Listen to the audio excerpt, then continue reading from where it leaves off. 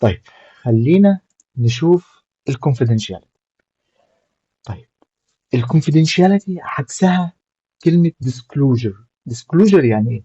disclosure يعني كشف.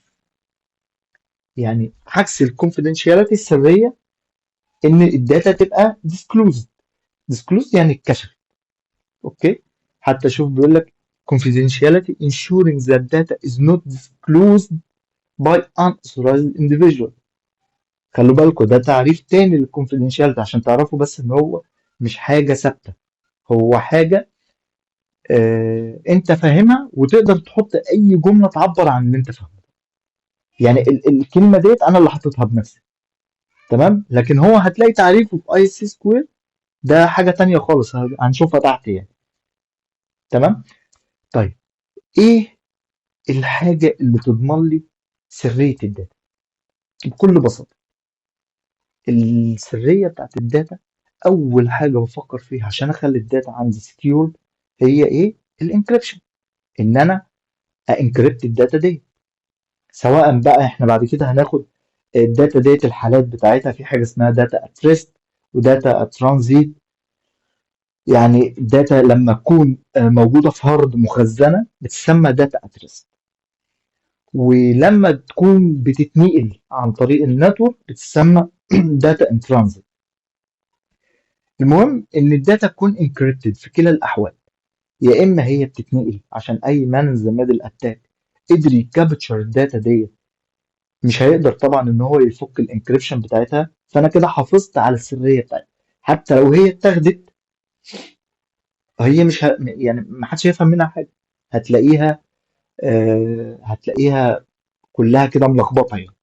ويعني ابسط مثال زي دوت هو البروتوكول بتاع HTTPS. انت لما بتروح على اي ويب سايت بيكون مش سكيور بتكون الداتا فيه حتى لو هتدخل يوزر وباسورد بتكون رايحه جايه بلين تكست.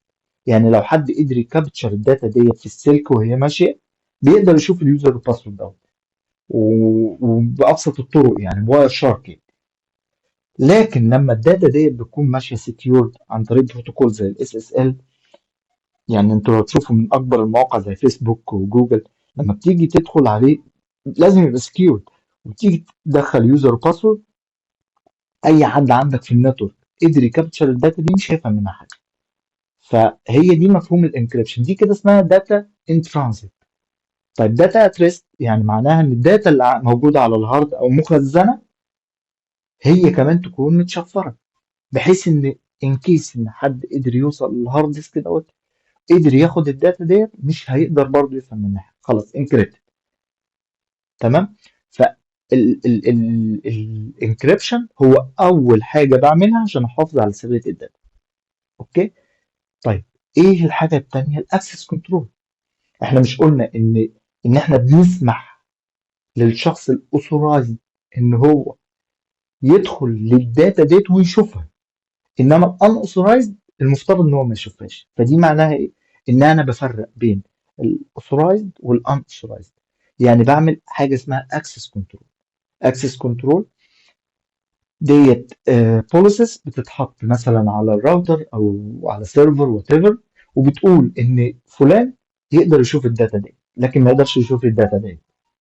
انا كده قدرت برضو احافظ على سريتها. يعني عندي مثلا قسم زي قسم الحسابات بيتعاملوا في داتا فلوس ومرتبات وبتاع، وحاطط شير عاملها شير. اوكي. وبعدين الشير دوت يقدر الراجل بتاع الاتش ار.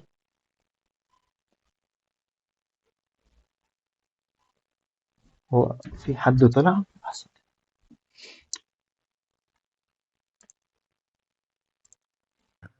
انا موجود. ها، تقريبا محمد رضا. محمد رضا طلع. موجودين يا باشمهندس، العدد زي ما هو اصل انا حضرتك. وصل لي مسج منك يا محمد انك بتقول لي وافق. لا. لا لا. طيب ماشي. طيب نكمل زي ما قلت لكم. انا عندي شيرد فولدر. الشيرد فولدر دوت متقسم لادارات. اداره الحسابات وعندهم كريتيكال داتا، داتا حساسه جدا خاصه بالرواتب الموظفين وحاجات زي كده. ما ينفعش ان يجي موظف مثلا بتاع اتش ار او بتاع اي تي يقدر يدخل على الشيت بتاع الاكسل بتاع الحسابات ويدخل على الراتب بتاعه ويغيره، بدل ما هو مثلا 10,000 يعمله 20,000. يعني تمام. طيب يبقى المفترض ان انا اعمل الشيت دوت انكريبتد. طيب ايه الحاجه التانيه برضو؟ ان انا بهاردن بيها السيستم او بحمي نفسي زياده وانس ان هو قدر يفك الانكريبشن ده، ان انا بعمل اكسس كنترول. اكسس كنترول معناها ان انا بقول ان الراجل بس بتاع الحسابات هو اللي اوثرايزد ان هو اللي يشوف الداتا دي. يجي الراجل بتاع الاتش ار يدخل على الفولدر بتاع الحسابات ما يقدرش. يبقى انا كده ايه؟ يعني صعبت الامور شويه، بدل ما عملتها بس انكريبتد لا كمان ما ينفعش تدخل. اوكي، فانا كده حافظت برضه على الكونفيدنشياليتي بتاعه الداتا. طيب ايه هي بقى الريسكس اللي هي ضد المبدأ بتاع الكونفيدنشياليتي دوت؟ حاجه اسمها الكريبتو اناليسيز. حاجه اسمها الكريبتو اناليسيز دوت. ايه الكريبتو اناليسيز؟ الكريبتو اناليسيز يعني احنا عندنا مفهومين. مفهوم اسمه الكريبتوغرافي. اوكي، الكريبتوغرافي معناه علم التشفير. يعني انت بتتعلم ازاي تشفر ده. تمام، وخلي بالكم ده علم كبير جدا، ويعني عايز اقول لكم ان في يعني كتب كتيره بتتكلم عن الموضوع ده، كريبتوغرافي. الكريبتو اناليسيس ده العكس بقى، انك انت ازاي تفك التشفير، ازاي تقدر انك انت تديكريبت داتا انكريبتد. تمام، فطبعا اللي هو يقدر يعمل دوت، فبالنسبه له الانكريبشن ما كانش حمايه كافيه. يعني هو ده الحاجه الريسك الوحيد اللي ضد المبدأ بتاع الكونفيدنشال. حتى انت هنا لو تشوف الريسكس ايه، هتلاقي الكريبتو اناليسيس دوت اكتر حاجه ممكن تكون بتهدد الانكريبشن. هاو تو ميتيجيت، كلمه هاو تو ميتيجيت دي انت هتلاقيها كتير قوي. هاو تو ميتيجيت يعني ازاي تحمي نفسك. يعني في كيسز كتير كده هتلاقيه بيدي لك سيناريو على ريسك ما، وفي الاخر يقول لك ايه؟ هاو تو ميتيجيت. هاو تو ميتيجيت يعني قول لي ازاي تحمي نفسك. فانا الريسك اللي بيقابلني فين هنا؟ هو الكريبتو اناليسيس، ان هو حد قدر يكابتشر الداتا وقدر ان هو يعمل لها ديكريبشن. اوكي، طيب هاو تو ميتيجيت طبعا الانكريبشن. الحاجه الثانيه الاكسس كنترول. وطبعا يعني في سكيورتي لايرز ثانيه، بس انا بتكلم في ايه؟ في الحاجه اللي هي خاصه بالكونفيدنشال. طيب في تو اكزامبلز مهمين جدا جدا وبيركزوا عليهم جدا جدا، وانا قصدت ان انا احطهم هنا عشان هم فعلا بيجوا في الامتحان. حاجه اسمها البي اي اي، ودي لازم تتحفظ كده حفظ بقى. يعني في حاجات اقول لك احفظها تحفظها، وفي حاجه اسمها البي اتش اي. هو في الكورس هنا هم جايبهم كاكزامبلز. معرفش هو ليه حاطط الاثنين دول بالظبط في المكان ده، بس هم دول حاططهم كده ولازم تفهم. البي اي اي اختصار لبيرسونال ايدنتيفايبل انفورميشن. اوكي، والبي اتش اي اختصار لبروتكتد هيلث انفورميشن. لازم تحفظوا كده. تمام. البي اي اي معناها ايه؟ اللي هي الانفورميشن الخاصه بالشخص، يعني زي اسمه، زي تاريخ ميلاده، زي محل اقامته. اوكي، هي دي اسمها البي اي اي، بيرسونال ايدنتيفايبل انفورميشن. اوكي، طيب البي اتش اي دي معناها ايه؟ المعلومات اللي تخص الشخص بس الصحيه، الهيلث انفورميشن. باختصار الاتنين دول في قوانين بتحميهم في بعض البلاد. يعني زي ما احنا يعني هنروح بعد كده للريجوليشن، هتلاقي في قوانين زي الجي دي بي ار والهبه. ودول القانونين دول مهمين جدا ولازم برضه يتحفظوا زي ما هم كده. البي اي اي دوت ان حق الشخص، البرايفسي بتاعته، يعني حق الشخص ان الانفورميشن بتاعته ديت ما تروحش لحد ان اوثورايز ويقدر يستخدمها، سواء كان اسمه او آه رقم تليفونه او السكيورتي نمبر بتاعه وات ايفر. البي اتش اي معناها الهيلث انفورميشن المفترض ان هي برضو ما تطلعش لحد هو مش مصرح ليه ان هو يشوفها. تمام. فدول يتحفظوا كده زي ما هم يعني، وبيجي فيهم اسئله. البي اي اي والبي اتش اي، وده هو هنا جايبهم بس كاكزامبلز للكونفيدنشاليتي. طبعا يعني المعلومات دي المفترض تبقى كونفيدنشال. تمام. على حسب يعني، طبعا دي حاجه برايفسي يعني، انت لو انت عايز تعرفها لحد فانت بتفصح عنها بس للشخص اللي انت عايزه. طيب نيجي بعد كده للانتجريتي. زي الكونفيدنشاليتي بالظبط، في حاجات ريسكس بتقابل الانتجريتي، وفي حاجات انت بتعملها علشان تقدر تحافظ على الانتجريتي بتاعتك. طيب ايه ال الحاجات اللي انت بتعملها عشان تحافظ على الانتجريتي؟ حاجه زي الهاش. يعني ايه هاش؟ كلمه هاش ديت يعني ايه؟ شوف، لما انت بتيجي حضرتك بتنزل حاجه من على ويب سايت، الحاجه ديت بتلاقي قدامها كده في حاجه مكتوبه MD5 وقيمه كده كبيره قوي، وتحتيها كمان قيمه مكتوبه SH. يا حد عايز يسأل على حاجه؟ طيب قيمه تانية. لا يا باشمهندس ماشي تمام. ماشي، ايوه حسيت انك معايا كده يا محمد. وقيمه تانية مكتوبه اللي هي الشهر او SHA. طيب القيمتين دول او التو الجوريزمز دول اللي بقدر ان انا اهيش بيهم. كلمه هاش معناها ايه؟ كلمه هاش يعني مشوه. مشوه. انا لما بدخل الداتا في بعض البرامج حتى بتعمل كده، أه بدخل الداتا على الجوريزم معين، هنفترض مثلا زي الام دي 5، بيبدا ان هو يلخبط الداتا ديت بطريقه ما ويعمل لها قيمه. وخلوا بالكم الهاش ديت بيتقال عليها وان واي يعني، لما تهيش حاجه ما تقدرش تفك الهاش ده، يعني ما تقدرش توصل للبلين تكست اللي انت هيشته. تمام. طب انا بعمل الهاش ده ليه؟ او المواقع دي بتعمل الهاش ده ليه مع السورس اللي انا بحمله؟ المواقع بتعمل الهاش ده عشان لما انت تحمل السورس ده تتاكد ان السورس ده ما تلعبش فيه في النص، ان هو نفسه اللي موجود على الموقع. يعني وانت بتحمله كده، اول ما تاخد الهاش بتاعه وتحط السورس او الوات ايفر الكلمه، لو مسج حطيتها في برنامج وقلت له اديني الهاش الام دي 5 بتاعها، وجيت قارنته بالهاش اللي موجود على الموقع ولقيته واحد، يبقى انت فعلا نزلت نفس السورس، ما اتغيرش. خلوا بالكم المبدأ مش بس في تحميل سورسز من على المواقع، لا ده انت ممكن تعمله في اي حاجه. انت ممكن تعمله في مسج بتبعتها لحد في حته ما، وعايز يتاكد ان المسج اللي جات له دي مظبوطه، فانت بتعمل لها هاشنج وبتاخد القيمه بتاعت الهاش وبتبعتها له. اوكي. وهو لما بياخد المسج ديت وبيعمل لها هاشنج بالام دي 5 وبيلاقي نفس القيمه اللي انت بعتها له، بيعرف ان المسج ديت وصلت سليم. تمام. طب الهاش ده بنستخدمه في ايه كمان؟ بنستخدمه في الباسورد.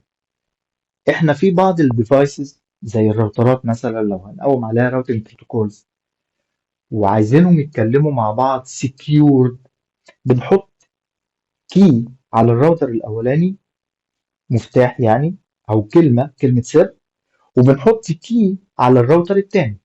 والمفترض ان الراوتر الاولاني لما يجي يروح للراوتر الثاني بيبعت له الكي ديت عشان يتاكد ان هو نفسه الراوتر اللي انا عايز اكلمه.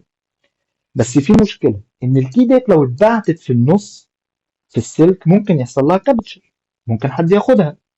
فاحنا مش بنبعت الكي نفسها، لا احنا بنبعت الهاش. ها، بنبعت الهاش نفسها. زي الدبليو بي اس. ال WBS ده في الواي فاي. لا ال WBS اه هو مختلف شويه عن كده.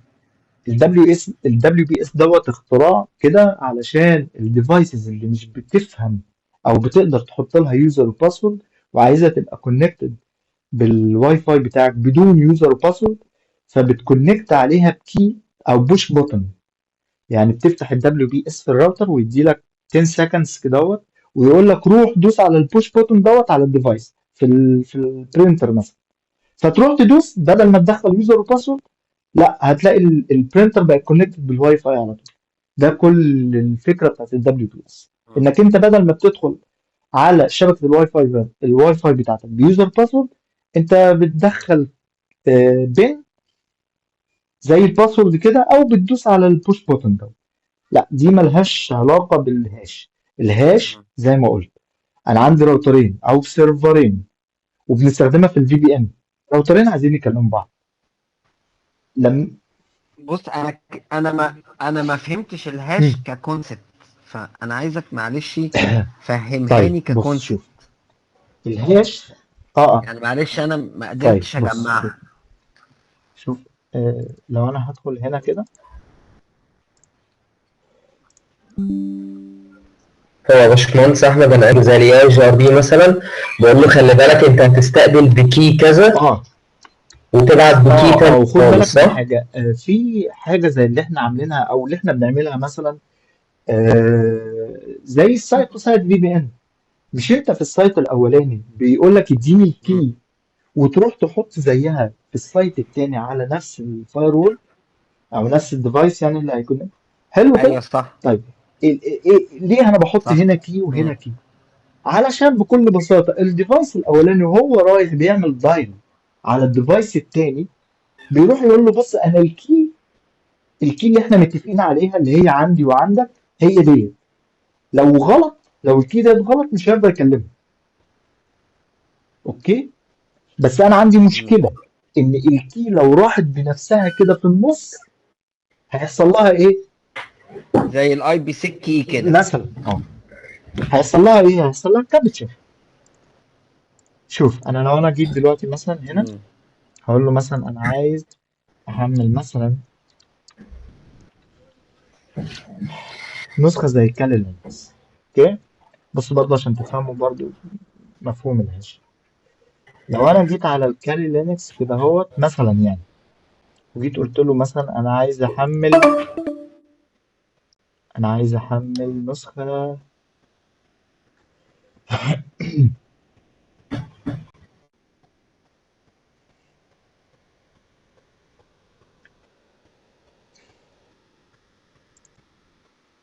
شوف دي نسخه من النسخ مثلا يعني، انا وات ايفر يعني.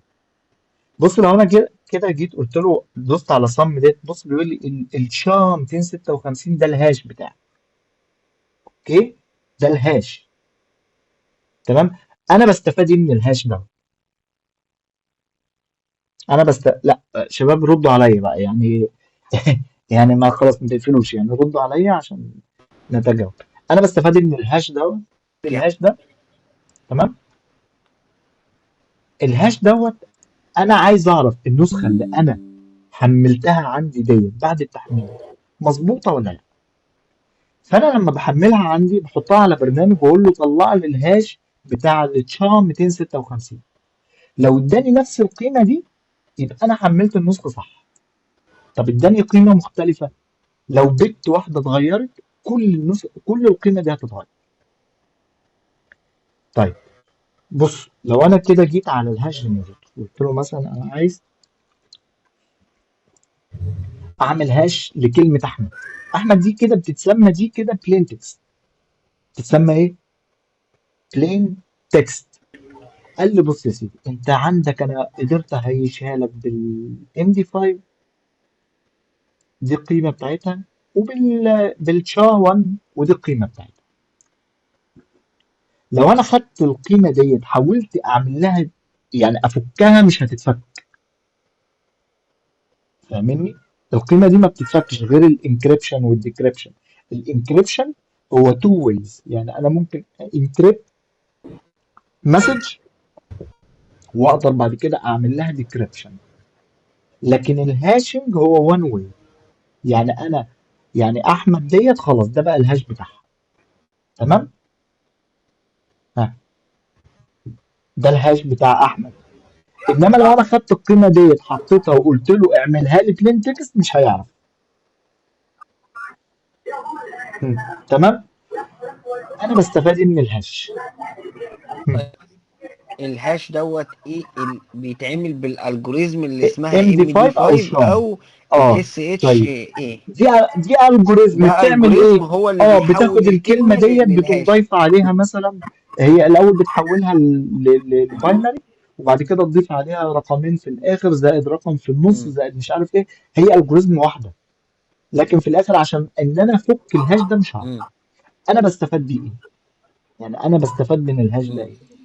انا بكل بساطه انا عندي راوتر هنا اهو، في بي ان، وفي راوتر تاني اهو في بينهم في بي ان. اوكي، انا قلت للراوتر الاولاني دوت انت الكي بتاعتك هي 1 2 3، فلازم ادي نفس الكي ديت للراوتر التاني 1 2 3، صح؟ لو انا جيت ابقى يعني ايوه. هبدا اعمل كونكشن بقى، هعمل اتصال بقى، هعمل دايل اب. هيبدا الراوتر دوت يروح يكلم الراوتر دوت يقول له لو سمحت انا عايز افتح معاك تانل. هيقول له طيب بص احنا متفقين على كي انت تعرفها، كلمه سر. هيقول له اه اعرفها. هيقول له هي ايه؟ لو قال له حاجه غير 1 2 3 هيرفض الكونكشن، هيريجكت الكونكشن. تمام. 1 2 3 مش بتتبعت كده زي ما هي 1 2 3 للراوتر دوت بلين تكست. ليه؟ لان لو حد قدر ينتربت الكونكشن دي في النص ويقدر يكابتشر الداتا هيقدر يعرف الكي. طب انا مش عايز كده، انما انا ببعت له ايه؟ ببعت له الهاش بتاع 1 2 3، الهاش بتاع 1 2 3. فالراجل ده هو كمان عنده الهاش بتاع 1 2 3، فبيقارن الهاش ده بالهاش ده.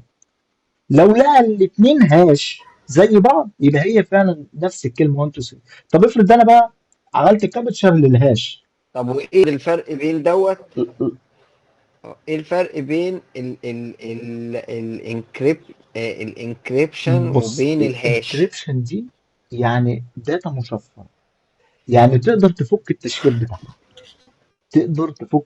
بتاعها، يعني لو خدت اه. الشفره ديت حطيتها على برنامج ما اه. لفك التشفير يقدر يرجعها بلين تكست تاني. انما الهاش ده لو انا خدت في النص الهاش دوت بالمنظر ده كده انا مستحيل اعرف ان دي كلمه احمد، مم. مستحيل. اه اوكي، فهمت. الا بقى ايه في بعض فهمت. الاتاكس اللي بتتسمى ريمبو اتاكس او ريمبو تيبل، ده عنده ديكشنري كبير جدا معمول له هاش، يعني كلمات كتيره قوي قوي قوي معمول لها هاش، وقدر يكابتشر الهاش. فبيقعد يقارن الهاش دوت بالهاش دوت، لو تمام يبقى يعرف الكلمه دي ايه، لو مش تمام يقارن بالهاش اللي بعديه والهاش اللي بعديه وهكذا. لكن ان هو يمسك الهاش ده يرجعه لاصله تاني اه ملوش ما الجوريزم بيتفكش، هو وان يفكه. واي. يعني ده لو اتاخد كده انسى انك انت امم. تعرف ان ده اسم كلمه احمد، انسى. وبص خد بالك من حاجه، ايوه. لو انا غيرت حرف واحد بس، بص حطيت هنا دوت، القيمه كلها هتتغير. يعني بص خد بالك القيمه دي مم. كام. بص اقول له جنريت كده، بص قيمه مختلفه خالص. شوف، شوف دي القيمه مم. الاولانيه، بص القيمه الثانيه عامله ازاي عشان بس دوت اتحطت في النص. مم. فلا الهاش هو حاجه مم. بتحميني اولا من ان انا اكابتشر داتا بتكون على الاثنين ديفايس. تمام. الانكريبشن انا ممكن استخدمها لو الداتا مش على الديفايس اللي هناك، فانا مضطر ان انا ابعت له الداتا انكريبتد. انما طالما الداتا الباسورد هنا وهنا مم. يبقى انا ابعت له باسورد ليه عشان اقول له انا فلان؟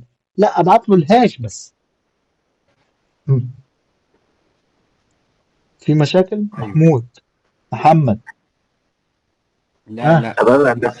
بحضرتك يا هندسة عرفنا الهاش الام دي 5 والشان اقدر استخدمه في الفي بي ان عشان اقدر اسكيور الداتا ممكن وهي مش رايحة وهي بتستخدمه جاية. انت. انما كان بص بص يا محمد فعليا انت مش بتستخدمه، انما الديفايس نفسه هو اللي بيودي ع- هو هو اللي اللي بيطابق. بيبعت.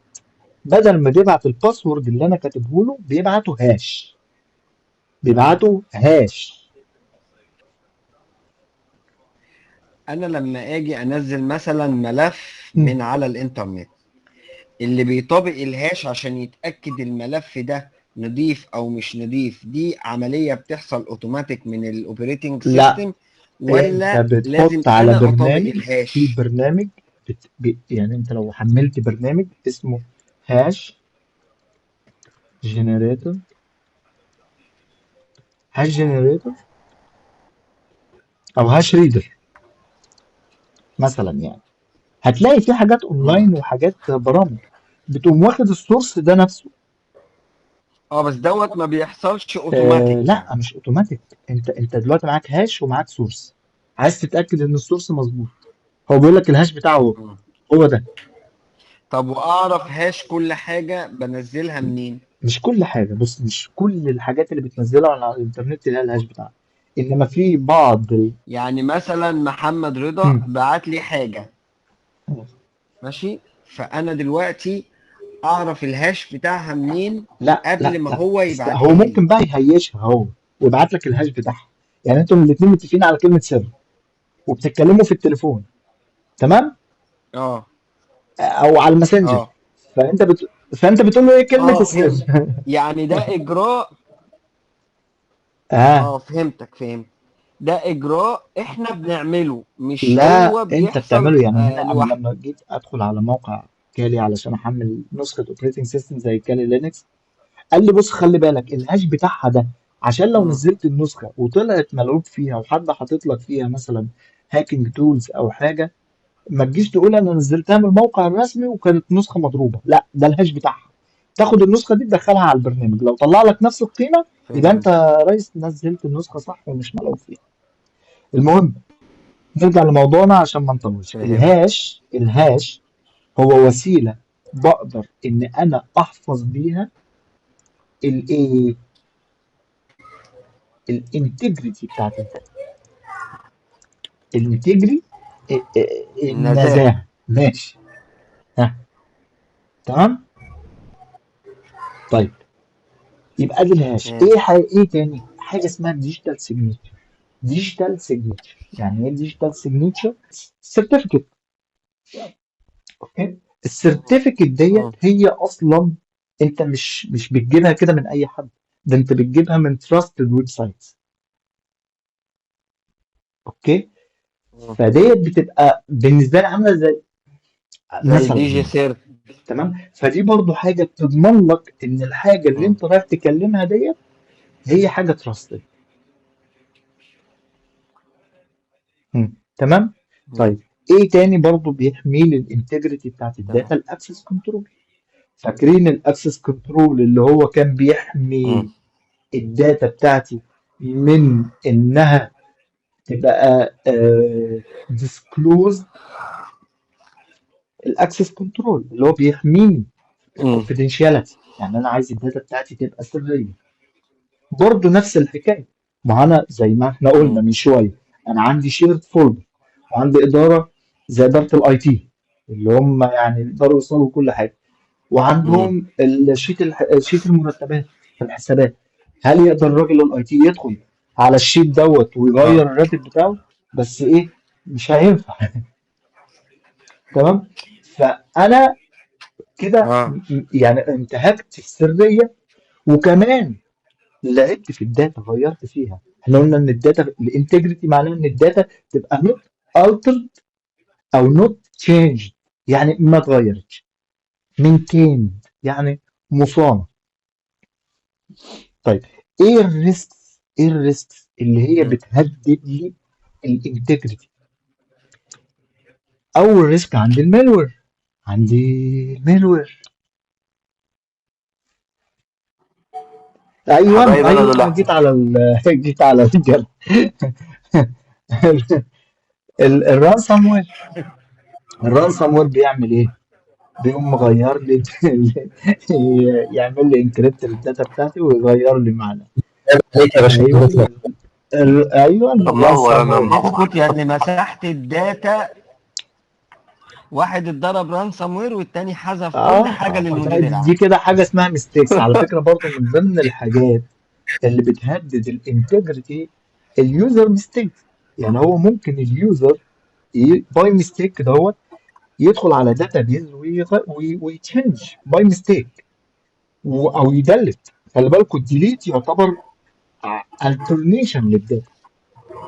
اوكي، فالحاجه دي برضو ايه اللي يحميني منها؟ الاكسس كنترول، ان انا اخلي ال unauthorized individuals او ال unauthorized persons ما يقدروش ان هم يوصلوا للداتا علشان يعملوا لها alternation او modification.